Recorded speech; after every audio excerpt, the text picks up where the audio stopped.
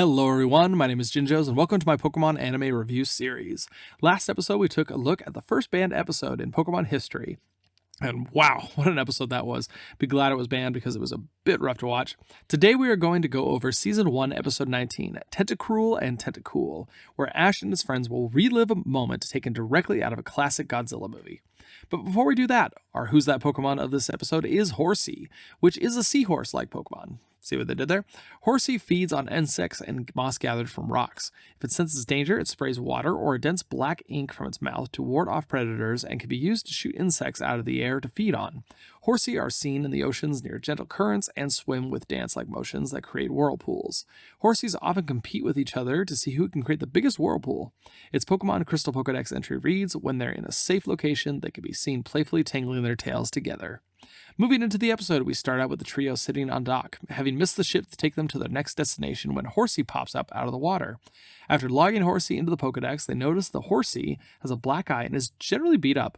In an amazing display of artistic ability, it spits out a stream of ink to form the shape of a Tentacool and a Tentacruel, but the trio can't decipher its meaning. Off in the distance, a boat explodes. Pretty terrifying sight, to be honest. I mean, it just literally blows up. Misty jumps into action with her water Pokemon to help the sailors abandoning their ship. The trio hop in a boat to go out and help them, but weren't they just waiting around for a boat? Either way, good on them for helping. I also love that the trio's Pokemon always seem to be up to help others, and that probably has to do with the type of people training these Pokemon. Ash, Misty, and Brock seem like genuine good people, and they jump instantly to help humans and Pokemon alike, and their own personal Pokemon reflect this. The trio meet up with Nastina, the owner and boss of the boat that blew up. Now, of note, Nastina has a striking resemblance to Bertella, which we will get paid off at the end of this episode. Nastina has plans to create a luxury resort out in the middle of the ocean. And I'll be honest, the hotel seems pretty awesome, but I understand the environmental impact definitely isn't a good thing. Nastina's running into problems with the Tentacool in the area by doing things like blowing up her workboats and offers a cash prize to the trio to take care of them. Ash is pretty gung-ho, but I think he's just really hungry. I really can't see Ash honestly taking this deal. He isn't someone who would truly hurt any Pokemon. Misty just can't take this and blows up on Nastina and walks out. Ash and Brock are really confused by this, and honestly, that seems a little out of character for them. I feel like all three of them can agree that exterminating Pokemon isn't okay. Misty has an extra interest in this because Tentacool is a water Pokemon and even considers it to be one of the cutest Pokemon out there.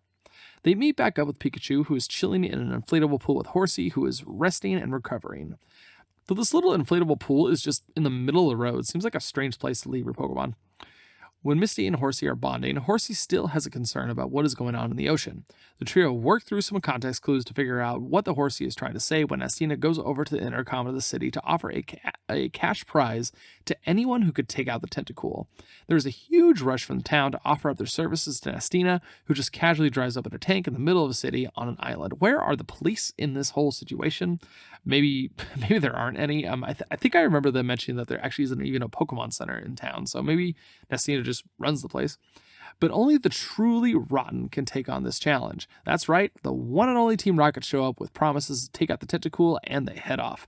Team Rocket not only has a super secret Sunspore to paralyze the Tentacool, but they also have a plan to jar them up and sell them at fish markets in the area. Give Team Rocket some rare Pokemon or money, and they will be happy for life. Though this time they may have bitten off a bit more than they could chew, as their boat stalls and they see that the entire area is full of Tentacool, way more than they expected. One of the Tentacool shoots the boat with a laser that straight up just causes it to explode. Crazy powerful. I mean, who knew a laser beam can come out of a Tentacool? Team Rocket's Sunspore juice flies out the boat and lands on a Tentacool, not only causing it to evolve, but to supersize it into one giant Kaiju of a Pokemon. What is it with Team Rocket causing water Pokemon to evolve into giant destructive monsters? Gyarados, anybody?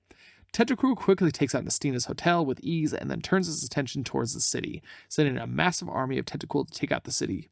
Tentacruel quickly takes out Nastina's hotel with ease and then turns his attention towards the city and sending in a massive army of Tentacool. Tentacruel heads into town, causing a massive tidal wave and leaving Team Rocket at the top of a skyscraper.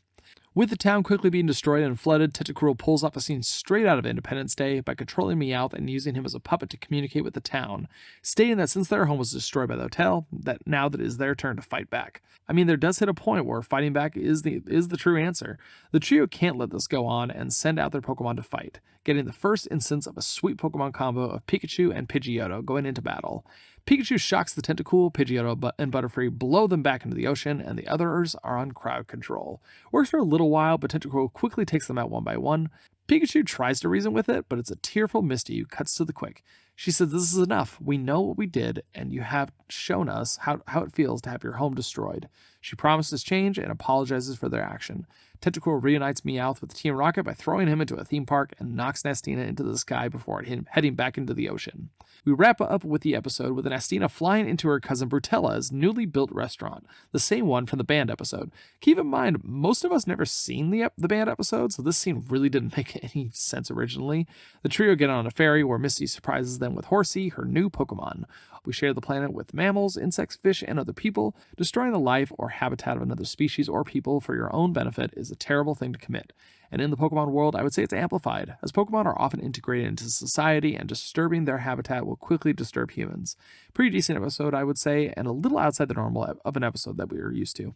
Thank you so much for joining me for this episode. Join me next time where we're going to go over one of my all-time favorite episodes in this era, Season 1, Episode 20, The Ghost of Maiden's Peak. I'll see you next time. Keep your heads up. Have a wonderful day.